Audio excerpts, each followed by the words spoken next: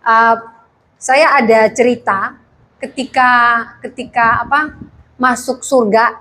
Ini kan saya pernah ngajar dulu bahwa kita ini kan dapat mahkota, ada 5 mahkota. Yang percaya bahwa ketika mati nanti dia dapat upah mahkota, angkat tangan. Ih, nggak dapat upah, kasihan sekali jemaah di sini. Nggak percaya diri sekali. Harus percaya diri ya kita dapat mahkota. Jadi ada pertanyaan, kira-kira nanti yang dapat mahkota itu yang banyak tapi nggak disusun kayak rantang ya. Itu kira-kira siapa? Ada yang bilang pendeta, tapi kayaknya tidak. Ada yang bilang jemaat, enggak juga. Ada cerita, jadi ini udah di surga ya. Jadi masing-masing nih lagi dikasih upah ini.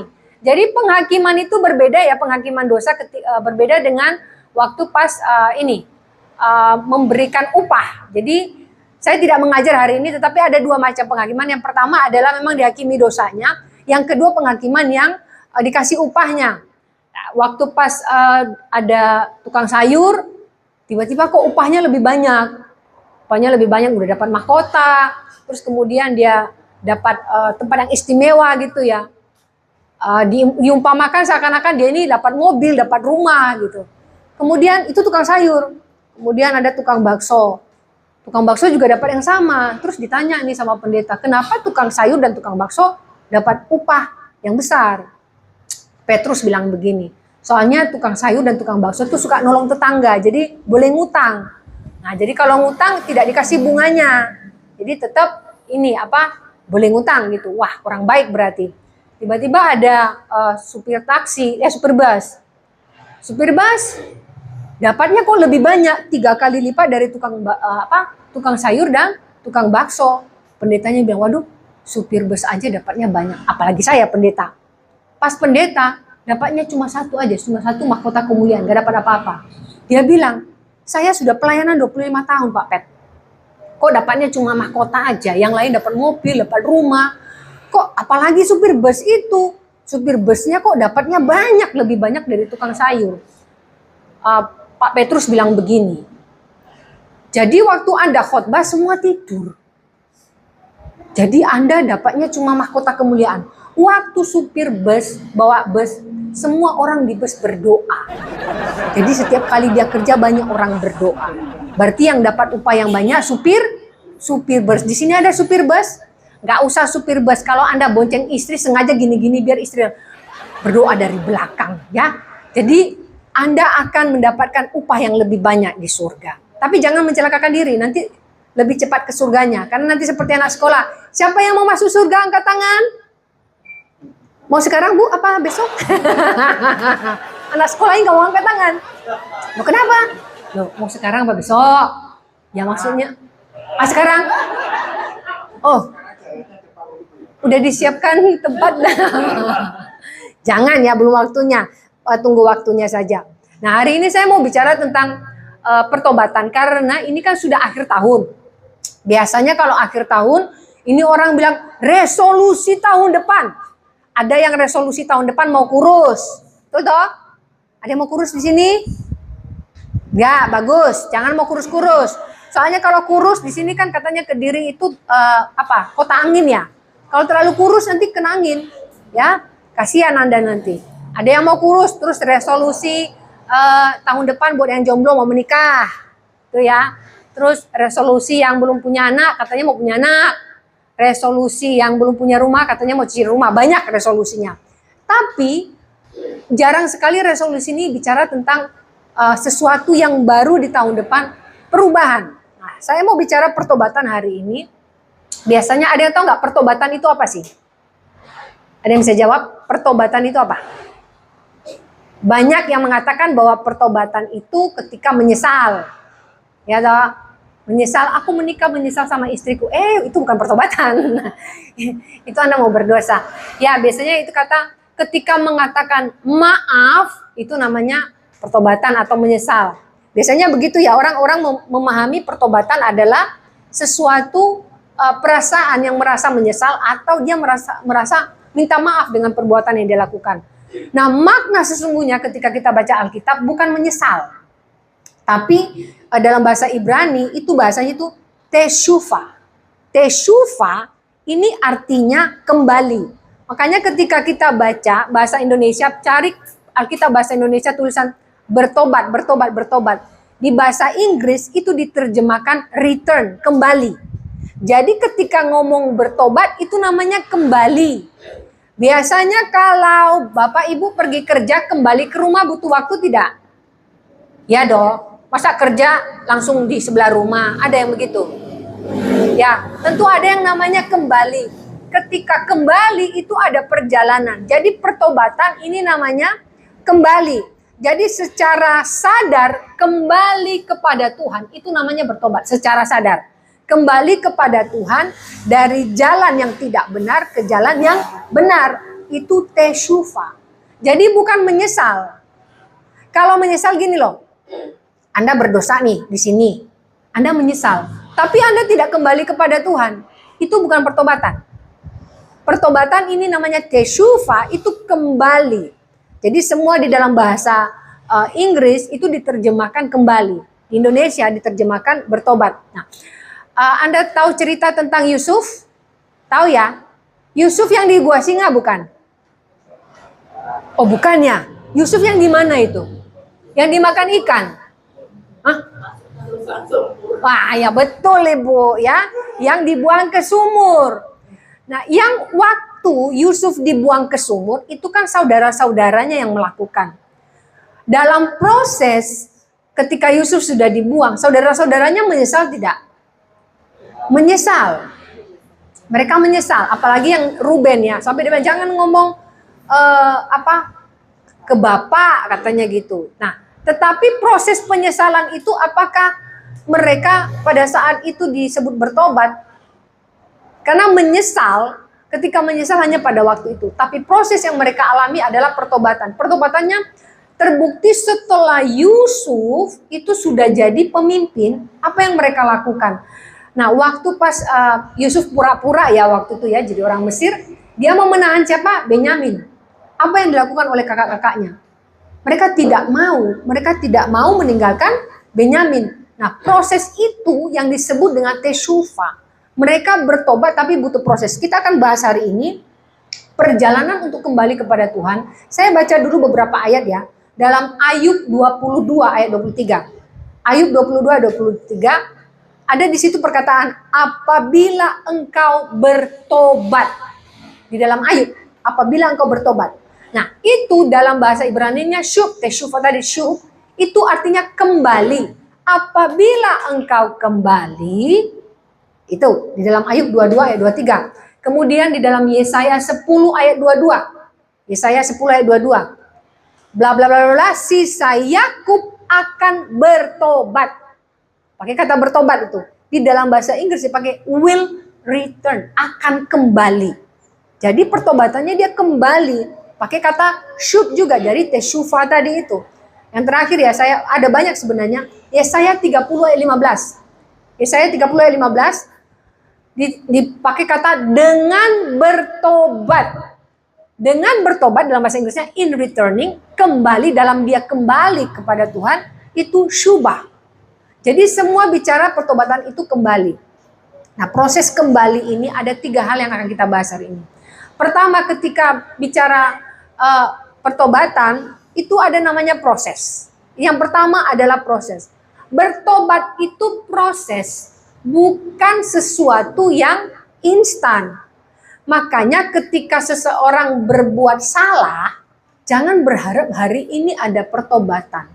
Hari ini ada penyesalan betul, tetapi pertobatan dia butuh proses. Dia tidak langsung sempurna besoknya. Jadi gini, ada istri, dia itu komplain karena suaminya itu suka ngomong kasar. Nah, suaminya ketika didoakan katanya dia mau bertobat, tidak mau mengucapkan kata-kata kasar. Ya, pertobatannya ya seminggu lah. Kemudian muncul lagi hal seperti itu. Tetapi dalam proses itu istrinya bilang, "Lo kan mulai lagi toh." Ya, ini yang namanya pertobatan tadi, ada proses, tidak langsung bisa berubah. Dia butuh proses. Dalam proses ini, orang-orang yang sudah berbuat dosa, apa yang dialami? Prosesnya pertama diyakini. Orang yang mengalami proses pertobatan pasti dihakimi. Kemudian setelah dihakimi, ditolak. Ini ditolak. Kita baca Yohanes 8 ayat 7. Yohanes 8 ayat 7. Dan ketika mereka terus-menerus bertanya kepadanya, ia pun bangkit berdiri lalu berkata kepada mereka, barang siapa di antara kamu tidak berdosa, hendaklah ia yang pertama melemparkan batu kepada perempuan itu. Nah ini, jadi cerita ini adalah menceritakan bagaimana seorang wanita yang berbuat zina, yang berdosa, itu mau dihakimi. Kemudian apa kata Tuhan? Kalau kamu tidak berdosa, lempar dia dengan batu. Ini bicara bukan dosanya ya, ini bicara bagaimana orang-orang yang mau bertobat, itu selalu dihakimi. Ada seseorang yang dulunya, dia itu mantan dukun. Jadi mantan dukun, nah cuma dukunnya dia ini, dia selalu minta ada ayam hitam, ayam putih, saya nggak tahu. Ketika dia bertobat, dia menyampaikan sesuatu yang dari Alkitab. Semua menganggap bahwa dia itu pura-pura. Padahal dia sudah bertobat. Jadi kalau dia bilang, ya sudah kita doakan, orang itu udah bisik-bisik. Alah dukun ngomong Tuhan. Dia sudah bertobat. Tetapi proses dalam pertobatannya dia dihakimi. Kemudian ketika dia masuk di dalam gereja, pendetanya tahu pertobatannya itu, dan pendeta bilang, oke, dia dipercaya untuk menjadi pendoa untuk kaum bapak. Para bapak-bapak, saya pikir bapak-bapak ini tidak gosip, ternyata gosip loh bapak-bapak ini. Waduh, kalau gosip bapak-bapak sambil cerup kopi, iku loh. Itu bedanya, kalau bapak-bapak itu loh. Kalau pria, wanita jangan bilang siapa-siapa. Kalau bapak-bapak, iku loh. Nah, iku loh. Jadi dia tidak diterima jadi pendoa kaum bapak karena dia mantan dukun.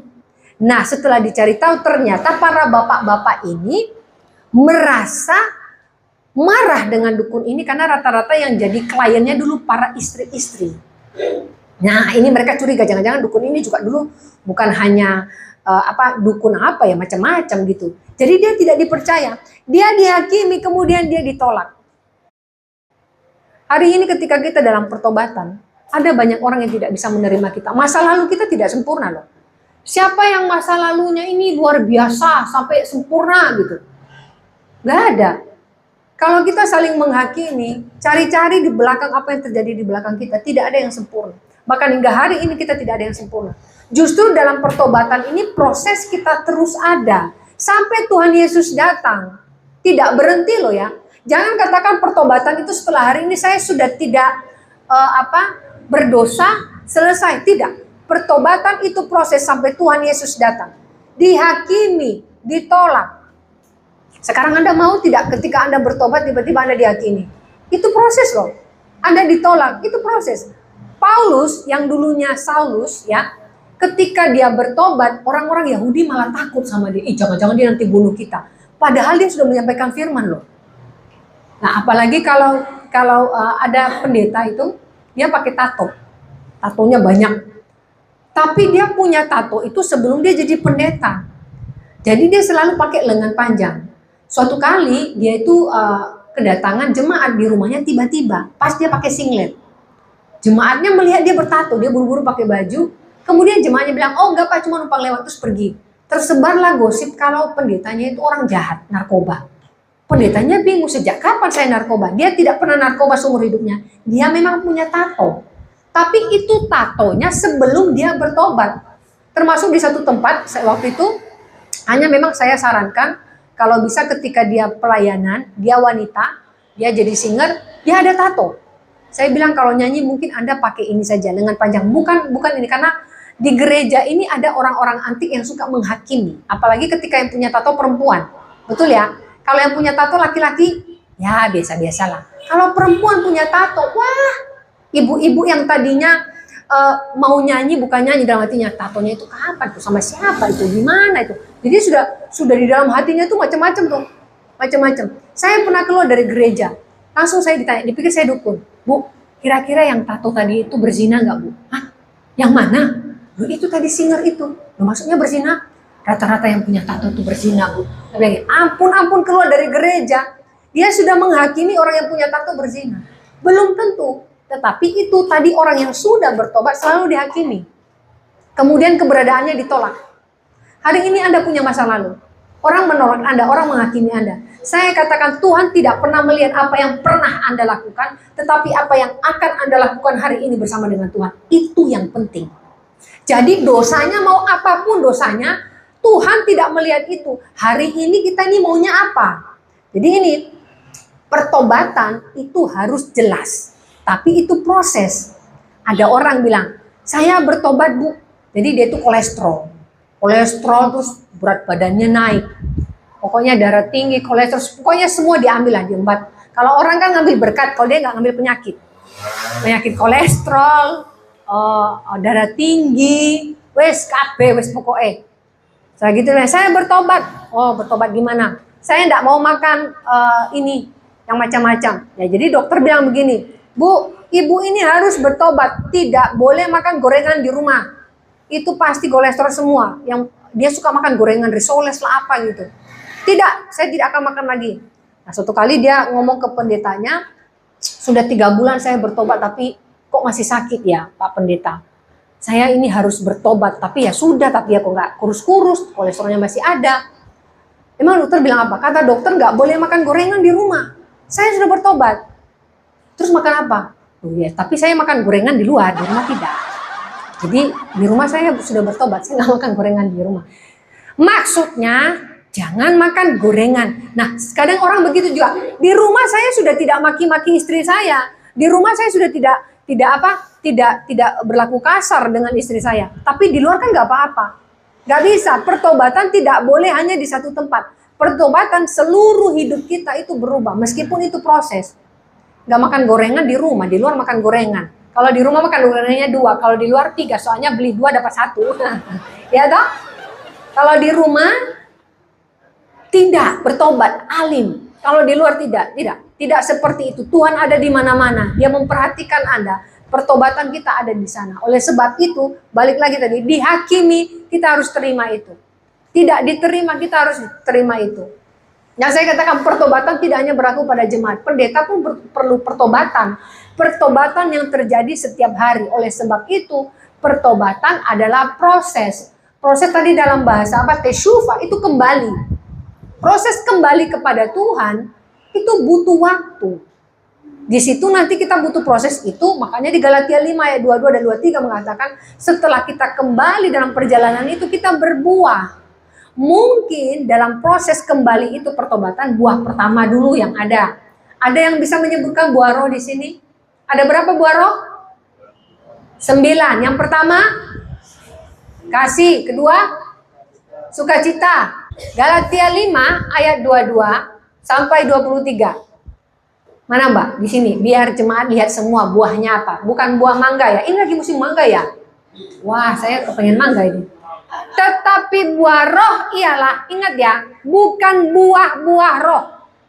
Banyak orang katakan buah-buah roh. Kenapa bukan buah? Kalau buah-buah itu banyak.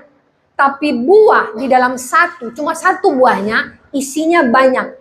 Jadi jangan pernah bilang buah-buah roh, tapi buah roh, kasih, sukacita, damai sejahtera, kesabaran, kemurahan. Nah, kemurahan ini yang saya pakai di pelayanan saya, Kristotes. Itu bahasa Yunaninya, Kristotes, kemurahan. Kebaikan, kesetiaan, lanjut 23, kelemah lembutan, penguasaan diri. Tidak ada hukum yang menentang hal-hal itu. Jadi semua itu dalam proses pertobatan, mungkin buah pertama dulu yang kita punya. Karena firman Tuhan katakan, yang terbesar dari semuanya adalah kasih. Sekarang Anda mengasihi nggak orang yang terus menggosipkan Anda? Sekarang Anda mengasihi nggak orang yang pernah memukul Anda?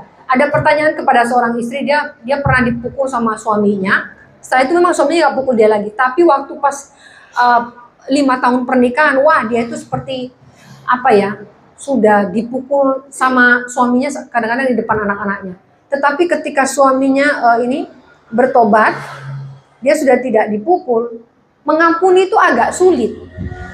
Dia agak sulit mengampuni karena ada trauma. Ada trauma yang terjadi. Nah, ini yang harus kita tahu bahwa setidaknya ketika kita berbuah ada kasih, kita bisa melihat orang lain dengan kasih. Karena gini, tidak ada yang sempurna.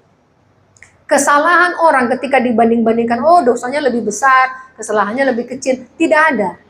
Sekali lagi, apa yang dilihat Tuhan bukan apa yang sudah kita lakukan, tapi apa yang akan kita lakukan bersama dengan Tuhan. Jadi yang pertama tadi, pertobatan adalah proses. Yang kedua, pertobatan adalah perjalanan, makanya namanya kembali. Nah, masalahnya sekarang perjalanan dalam pertobatan itu ada yang lama, ada yang cepat. Nah, yang lama ini kok kelamaan toh? Apakah kembalinya pelan-pelan? Ini toh, pertobatannya lama pol. Makanya ada orang bilang begini, saya sudah doakan, tapi kok sudah 10 tahun nggak berubah. Pertama, saya beritahu dulu. Pertama, ketika kita berdoa, Tuhan, Roh Kudus bekerja dalam diri orang yang kita doakan itu. Itu yang pertama. Jadi, orang ini sendiri ketika dia menerima Tuhan, prosesnya dia itu butuh waktu yang lama atau yang cepat, tergantung orangnya. Responnya kepada Tuhan.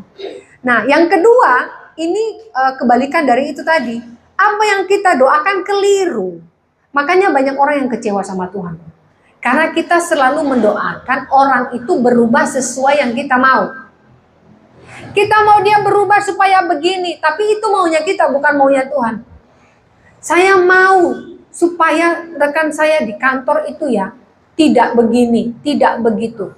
Itu maunya Anda. Kalau memang dia Tuhan taruh di dalam kantor itu untuk menjadi orang yang mulutnya pemberita, tukang gosip, ya sudah, memang dia ditetapkan seperti itu. Itu pertobatannya pribadi lagi dengan Tuhan.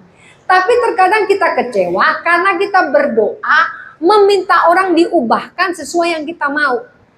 Gini, kita berdoa sama Tuhan, itu minta orang diubah seperti kita minta bangun rumah. Kalau bangun rumah kan kita minta modelnya begini. Ada yang minta rumah nggak jendelanya di atas, atapnya di samping? Ada? Nggak ada toh. Pintu di depan, oh enggak, pintu saya di belakang aja, depan nggak usah. Nanti jendelanya di atas. Karena kita meminta sesuai desainnya kita. Ingat, ketika kita berdoa, jangan minta sesuai desainnya kita. Minta sesuai desainnya Tuhan. Kadang kita berpikir ini yang terbaik Tuhan. Belum tentu. Saya mau supaya dia jadi romantis Tuhan. Belum tentu. Kalau memang dia orangnya kaku, di sini suami yang romantis yang mana? Rasanya nggak ada. Ada yang kasih bunga teh ayam sama istrinya. Gak ada bunga, ambil di jalan bunga orang dipetik ini loh mak, bunga. Istrinya bilang bunga-bunga, duitnya mana? Gitu loh. Pulang-pulang harus bawa duit ya, ya bu. Ada ibu-ibu di sini yang mau suaminya pulang cuma bawa bunga toh? Mau? Jangan, harus bawa hasil ya. Kayak saya pernah bilang, kalau marah ya, jangan lempar suaminya pakai baskom. Lempar pakai bunga. Sama pot-potnya. Enak aja pulang-pulang bawa bunga. Makanya suami kalau bawa pulang bunga jangan bawa potnya ya, bahaya, bisa dilempar Anda sama pot-potnya. Nah, yang kedua adalah perjalanan. Perjalanan dalam pertobatan ini pasti ada rasa sakit dan ada rasa bersalah. Gini loh, kita sudah berdosa. Ketika kita berdosa, tatkala Roh Kudus berbicara, pasti ada rasa bersalah. Nah, rasa bersalah ini yang disebut dengan menyesal tadi. Karena Roh Kudus berbicara, kita merasa hina di hadapan Tuhan. Oleh sebab itu, baca Mazmur yang ditulis oleh Daud. Mazmur yang ditulis oleh Daud adalah rasa bersalah yang dia miliki, tetapi tidak mengintimidasi. Rasa bersalah yang datang dari Roh Kudus tidak mengintimidasi. Misalnya seperti ini. Ketika Anda berbuat dosa, tatkala Anda bilang, oh ya Tuhan, aku sangat menyesal, aku mau bertobat, ampuni Tuhan, aku tidak layak di hadapan-Mu. Itu Roh Kudus yang berbicara. Tetapi ketika Anda berdoa, aduh Tuhan, aku nih berdosa, memang aku nih goblok, aku nih, pokoknya kita menghina diri sendiri, itu intimidasi. Ingat, iblis juga berbicara ketika kita berdosa. Jadi seakan-akan dia buat kita bertobat, tetapi tatkala kita berbicara, dia mengintimidasi. Nah, ini yang membuat banyak orang akhirnya bunuh diri karena sudah berbuat salah. Itu yang dilakukan oleh siapa? Murid Yesus? Yudas Iskariot. Dia menyesal betul. Dia lempar duitnya kok. Tapi penyesalannya dia seakan-akan dia bertobat. Iblis berbicara, sudah, kamu tuh sudah menjual Tuhan, begini. Akhirnya dia bunuh diri. Ini yang iblis mau. Jadi dalam proses ini, perjalanan kita ada rasa sakit, ada rasa bersalah. Kita baca 1 Yohanes 1 ayat 9. 1 Yohanes 1 ayat 9. Jika kita mengaku dosa kita, maka Ia adalah setia dan adil, sehingga Ia akan mengampuni segala dosa kita dan menyucikan kita dari segala kejahatan. Mengaku dosa. Nah, waktu kita mengaku dosa, tatkala kita mengaku dosa, iblis itu tidak suka. Tapi karena kita sudah mengaku, iblis berusaha mengintimidasi. Oh iya, kamu sudah mengaku memang. Nah, ini yang disebut tadi proses dari rasa bersalah. Perjalanan rasa bersalah ini, berhati-hati. Jangan libatkan iblis di dalamnya. Biarlah rasa bersalah ini karena menyesal, tapi jangan sampai ada intimidasi. Ya. Jadi perjalanan untuk kembali terkadang harus siap dengan rasa sakit. Perempuan yang diceritakan di dalam Yohanes tadi, dia sudah berbuat zina di hadapan Allah, di hadapan Tuhan. Tapi ketika bertemu dengan Tuhan, dia diubahkan. Makanya Tuhan katakan, lempar dia dengan batu kalau ada yang tidak berdosa di sini. Jadi setiap orang perlu bertobat. Bukan tentang dosanya, tetapi apa yang dia lakukan setelah dia berdosa. Banyak orang gini loh, kalau udah ngomong dosa, melihat kategori dosanya. Dosa putih, dosa hitam, ada dosa putih, dosa hitam, dosa kecil, dosa besar. Si iblis bilang dosa putih, dosa besar. Kadang-kadang iblis tuh bingung loh ya. Kita ini lebih kreatif dari iblis kayaknya. Jadi iblis itu suka menyuruh membuat kita berdosa, tetapi apa-apa kita salahkan iblis. Ya, ada yang kapan lalu didoakan segala roh, saya lupa roh apa. Jadi dia itu gemuk, tiba-tiba gemuk, dia banyak makan. Roh rakus atau apa? Dia nanya gini, Bu, emang ada roh rakus? Wah, pendeta yang doakan siapa ya? Saya tidak tahu dan maaf loh, saya bertanya, apakah Anda memang rakus atau gimana? Lah aku lapar ya Bu. Saya bilang, bagaimana kalau Anda lapar tuh saya doakan roh rakus. Saya bilang gini, berbeda ketika ada penyakit yang memang dia makan kemudian dimuntahkan. Jadi ada orang juga yang makan terus tidak berhenti. Saya tanya, Anda makan berhenti atau tidak? Ya berhenti, toh kenyang ya berhenti. Cuma gini, dia makan nasinya katanya sedikit, kerupuknya yang banyak. Saya bilang, oh iya, karena kerupuk itu banyak micinnya. Ya Bu, aku nih gini loh Bu, makan nasi pagi, siang, malam. Tapi kerupukku tiap jam. Kerupuk apa? Ya ciki-ciki, ya apa? Kerupuk itu, dia sebut semua merek-mereknya. Saya bilang, ya itu kan garamnya tinggi. Jadi dia gemuk. Nah waktu dia curhat mungkin ke siapa, dia didoakan segala roh rakus ditengking dalam nama Yesus. Nah ini lain lagi ya. Jadi jangan terlalu ini juga. Jadi apa-apa itu iblis bilang, kok ditengking-tengking sih, aku loh gak suruh dia makan, dia makan-makan sendiri kok dia lapar. Iblis disalahkan. Jadi iya ini gara-gara iblis disuruh jadi rakus. Saya karena tidak tahu orangnya, saya memang tahu dia gemuk, cuma bilang, ada salah roh rakus Bu. Ya dilihat dulu, kalau Anda tidak berhenti makan ya ada roh lain. Tetapi memang ada roh yang seperti itu ya, yang terus membuat orang gini, sesuatu yang kita lakukan berkali-kali dan berlebihan, itu ada ikatan. Ya termasuk gini, ketika orang bertanya, kenapa rokok dikatakan dosa? Saya tidak pernah mau mengkhotbahkan kalau rokok itu dosa. Gak ada ayatnya, memang gak ada. Dan Alkitab selalu, orang-orang hebat selalu bilang gini, pendeta selalu bilang, tubuhmu adalah bait Allah. Ayatnya begitu. Tapi saya katakan, ketika sesuatu sudah mengikat Anda, rokok itu katanya gak bisa mikir kalau gak rokok. Lah otaknya ditaruh mana loh? Masa gak bisa mikir kalau gak rokok? Kalau gak rokok tuh gimana otaknya? Coba cari secara ini ya, pelajaran, apakah otak membutuhkan rokok? Gak ada ceritanya, itu terikat. Aku baru tenang kalau minum rokok. Gak ada, itu sebuah ikatan.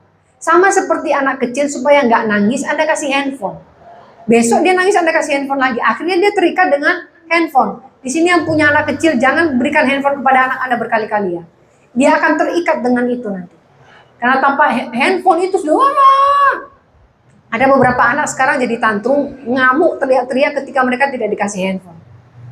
Karena itu ikatan, sama dengan Anda merokok. Anda terikat dengan rokok, nggak bisa kerja kalau nggak merokok, nggak bisa tidur kalau nggak merokok. Itu ikatan. Nah, ini juga ketika bicara perjalanan rasa sakit, rasa bersalah, itu harus pertobatan, itu kita harus lihat dulu perjalanan ini panjang. Tidak langsung bisa kita berubah hari ini, tidak, tetapi ada proses. Untuk Anda yang merokok, hari ini mungkin Anda minum 1 pak, bulan depan mungkin berkurang cuma 5 batang, berkurang lagi mungkin cuma 1 batang, dan itu proses. Makanya istri kalau suami Anda merokok, jangan bilang, kok saya rokok. Jangan dituntut terlalu untuk hari ini lepas, karena itu perjalanan. Karena gini juga, ketika kita semakin menuntut orang hari ini berubah, akhirnya dia nanti istilahnya gini, tawar hati bahwa Anda tidak mendukung dia dalam proses pertobatannya. Karena Anda sudah menuntut dia sebelum waktunya. Kenapa Anda harus menuntut? Nah, ini yang sering sekali kita lakukan kepada Tuhan. Kita menuntut Tuhan supaya orang itu bertobat hari ini.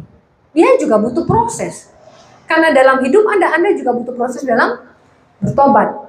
Nah, ada rasa bersalah ini bicara tentang ketika kita memang merasa bersalah tetapi tidak terintimidasi. Ada seorang suami, jadi dia itu merasa bersalah karena dia ini tidak pernah memperhatikan istrinya. Dia tidak memperhatikan istrinya. Nah, istrinya itu beberapa kali, jadi istrinya itu kepengen punya jadi ada tetangga itu nenek dia, ini bukan di Indonesia ya. Jadi dia beri tahu ya, macam-macam beri itu kan tumbuhnya liar di ini. Tapi memang nenek itu di belakang rumahnya dia punya macam-macam beri.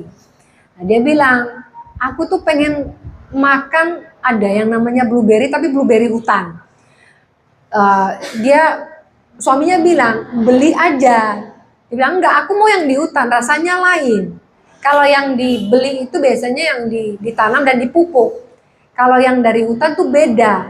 Soalnya saya nggak tahu ceritanya, jadi katanya kalau yang beri yang di hutan masih ada beberapa lebah ya. Saya nggak tahu, katanya kalau makanan yang dideketin sama lebah lebih manis. Kemudian istrinya tuh dari kepala bilang, pokoknya aku kepengen kamu minta beri dari nenek itu atau ambil di hutan. Di hutan kan agak susah nyari berinya. Nah, satu kali dia merasa bersalah karena istrinya sakit dan dia merasa bersalah tidak pernah memberikan apa yang diminta oleh istrinya. Pergilah dia ke hutan, dia mencari beri itu. Si nenek yang tetangganya itu sebenarnya mau kasih, cuma nenek itu bilang, oh beri yang istrimu mau ada di daerah sini, dia sebut. Dia pergi ke sana. Nah, waktu pas dia pulang, rasa bersalahnya dia itu tiba-tiba dia merasa terbayarkan dengan memberi beri itu ke istrinya, blueberry-nya. Waktu dia kasih, istrinya itu kan posisi sakit ya. Nah, istrinya itu jerit, kemudian itu dia tekan, jadi di rumahnya itu ada alarm itu dia tekan supaya polisi datang. Dia tekan alarm, terus itu orang dilempari, ada biasa yang untuk payung di depan rumah kan, tempat payung dilempari ke suaminya kaget. Polisi kemudian datang. Nah, waktu polisi datang, istrinya bilang, ini maling mau masuk rumahku. Nah, suaminya berpikir istrinya karena sakit dia sampai lupa siapa suaminya. Terus polisi bilang, bapak siapa? Loh, saya suaminya. Terus dibilangin, ini loh suamimu. Terus yang istri ini bilang, loh bukan, kok begininya. Jadi ceritanya seperti ini. Saking dia senangnya, dia kan ke hutan ngambil berinya.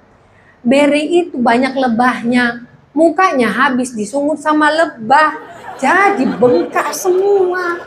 Waktu dia datang, kasih berinya, istrinya kaget, mukanya habis ini semua. Nah, dia datang dengan rasa bersalahnya untuk terbayar, dilempar sama itu tempat payung. Nah, sampai polisi datang. Kemudian itu prosesnya dia untuk dia sampai keluarin ID-nya, KTP-nya, ini loh saya suami. Istrinya sampai bilang, kamu kok sampai begitu? Jadi waktu disedat lebah itu sama bibirnya, sampai nggak bisa ngomong. Terus si istrinya bilang, loh, nah dia dapat berinya, kalau dapat sekeranjang oke. Tahu berapa biji? 4 biji. Dia belain demi kasih ke istrinya. Apa yang ingin saya ceritakan dari cerita? Saya dulu pernah menerjemahkan beberapa buku ini kan dari luar. Nah, cerita ini ada. Kadang orang ketika membayar rasa bersalah, dia juga harus bayar harga. Ini yang harus kita alami ketika kita masuk dalam perjalanan ini tadi. Rasa bersalah kita harus bayar harga. Mengaku dosa. Terkadang mengaku dosa ini gak enak. Kadang ketika Anda mengaku dosa, Anda bisa dihakimi loh. Terkadang gini loh, ada orang pura-pura oh iya. Terus nanti setelah kita cerita, kita malah dihakimi. Kalau Anda ingin mengaku dosa, cari orang yang bisa mengerti Anda. Dan tanya kepada Tuhan dulu. Selain mengaku kepada Tuhan, kita terkadang harus mengaku kepada orang lain untuk mendapatkan nasihat. Cari orang yang bisa dipercaya. Karena kalau tidak, apa yang Anda ceritakan, diceritakan ke semua orang. Apalagi kalau Anda ceritakan kepada tukang gosip. Bukan cuma Kediri yang tahu, Rek. Sak Nganjuk, sak Jombang tahu cerita Anda. Ya toh? Oh itu kalau gosip itu sekarang kan gak dibawa angin. Katanya dulu ada kabar angin. Sekarang ada kabar WA. Sekarang itu kabar WA, ada kabar angin. Angin gak bisa bawa kabar. Hati-hati. Jadi ketika mengaku dosa, mengaku di hadapan Tuhan, dan cari orang yang bisa Anda percaya untuk boleh didoakan. Karena kita juga tidak bisa sendiri. Terkadang ketika ada orang mengaku dosa di hadapan Tuhan, dia tidak dimentoring, dia tidak didoakan. Akan sulit dia dalam proses pertobatan, itu akan sulit. Makanya kita butuh gereja. Kita butuh komunitas yang mendukung kita. Jangan berkumpul dengan komunitas yang hanya terus menghakimi Anda dengan dosa Anda. Berkumpullah dengan komunitas yang membuat Anda terbangun secara rohani. Yang ketiga, yang pertama tadi proses, yang kedua adalah perjalanan, yang ketiga adalah perubahan. Nah, orang yang mau berubah, yang bertobat ini melihat ke depan. Jadi jangan seperti istri Lot melihat ke belakang. Kenapa istri Lot melihat ke belakang? Ada yang bilang dia penasaran. Gimana kebakarnya? Ada yang menerjemahkan dia melihat ke belakang. Tapi kenapa dia harus jadi tiang garam? Maksud dari cerita ini adalah waktu mereka berada di Sodom dan Gomora, hidupnya enak. Tiba-tiba disuruh naik gunung masuk goa. Anda kalau sudah punya rumah, bagus, pekerjaan bagus di kota besar. Tiba-tiba Tuhan bilang, naik ke gunung sana tinggal di goa di situ. Mau enggak? Ada hamba Tuhan dia bilang, waduh saya disuruh pelayanan kok ke daerah sini. Jadi dia ke daerah pegunungan, itu mandi, ternyata kalau daerah pegunungan itu kalau mandi namanya kamar mandi umum itu ya. Jadi para wanita pakai kembentok, pria-pria kalau mandi cuma pakai celana pendek. Jadi terbuka, hanya beda kiri dan kanan. Jadi airnya cuma satu. Saya pernah ke tempat itu juga. Terus waktu saya ke situ, katanya ya mandinya di sini. Saya bilang, gak mau saya mandi di sini. Jadi tapi saking hebatnya orang di sana, mereka cuma pakai sarung.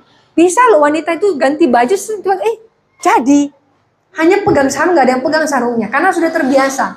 Nah, dia dikasih pelayanan di sana, dia bilang gimana cara mandinya. Jadi ketika para pria mandi juga, bayangkan ketika Anda tidak ada yang pegang sarungnya, bisa pakai baju tidak? Nah, orang di desa ini bisa loh. Wanita lebih ribet ya, kan pakai atas bawah. Ini hebat, saya lihat, ganti bajunya kok gak kelihatan. Terus udah jadi kayak sulap. Nah, si pendeta ini waktu disuruhin, dia kan bawa istri. Istrinya bilang, mending aku bawa ember, mandi di ini. Nah, rumahnya gak ada kamar mandi. Cuma ada, kalau di desa itu ternyata kalau pergi ke toilet, itu jauh, namanya jamban. Terus mau mandi di mana? Terus dia pernah agak shock pertama, disuruh pup persis di atas kandang babi.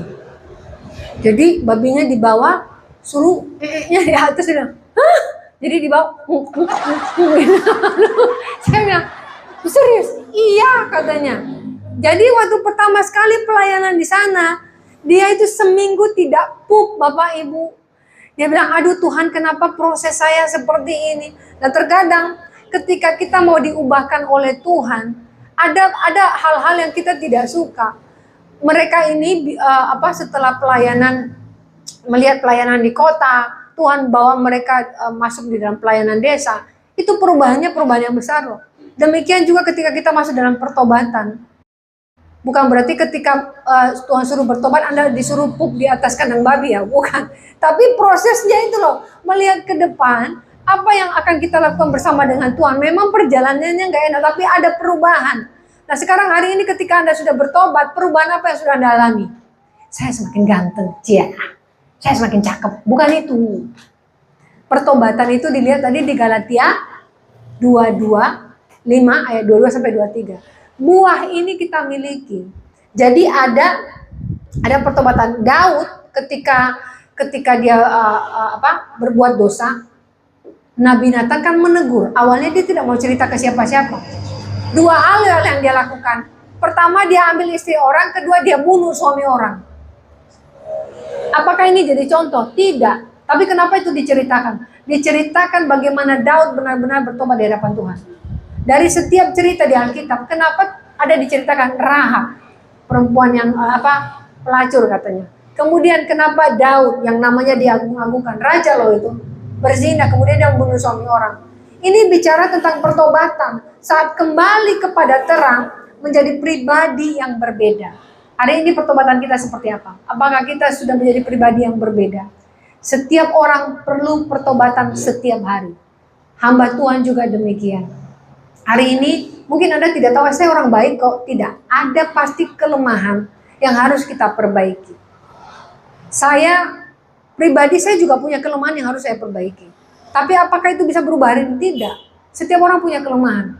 Tapi kita harus mau mengubah apa yang kita sadari bahwa itu tidak baik. Tidak baik untuk diri kita, tidak baik untuk keluarga kita, tidak baik untuk pelayanan kita. Jadi hari ini saya mau bicara pertobatan karena supaya resolusi tahun depan kita kembali. Jadi tesyufa tadi, kita kembali kepada apa yang sudah Tuhan tentukan dalam hidup kita. Kita dipanggil untuk memuliakan Tuhan. Tuhan menciptakan manusia untuk memuliakan Tuhan. Tuhan menciptakan manusia supaya kita ini menjadi kekasih Allah. Bagaimana kita menjadi kekasih Allah kalau kita sendiri tidak berbuat kasih terhadap Tuhan? Kasih terhadap Tuhan adalah kita tidak melakukan dosa. Oleh karena itu pertobatan terus terjadi. Amin. Amin. Ya, semakin panas ya, semakin keringat kita juga. Semoga keringat ini membuat kita bertobat. Ya, mari kita berdoa.